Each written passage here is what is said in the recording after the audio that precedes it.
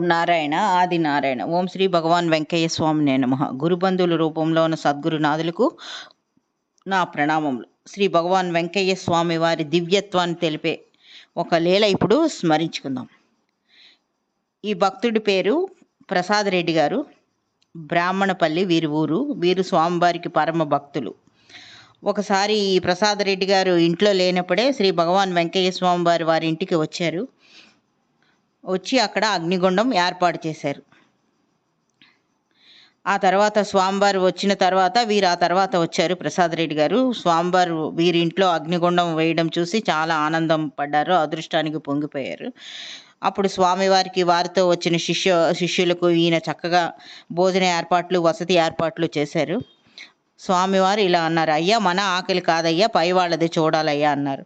అప్పుడు వెంటనే స్వామివారి గుండంలో దండిగా కట్టెలు వెయ్యాలని స్వామివారు సూచించారని ఆయన గుండం దగ్గర కట్టెలు కూడా ఏర్పాటు చేశారు. అర్ధరాత్రి అయింది ఆ రోజు. ఆ తర్వాత స్వామివారు ప్రత్యేకంగా చెప్పారు, గుండం దగ్గర ఎవరు ఉండొద్దు అని చెప్పారు.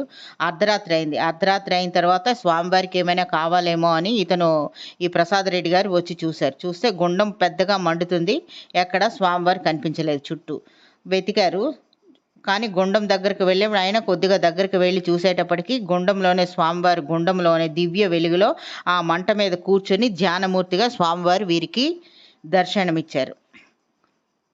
అంటే గుండంలో కూర్చొని దర్శనం ఇవ్వడం అన్నది సామాన్యులకు సాధ్యం కాదు కదా.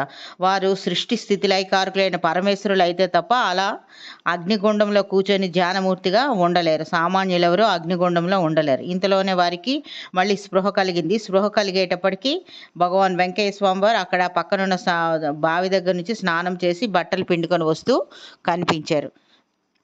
ఓం నారాయణ ఆది నారాయణ.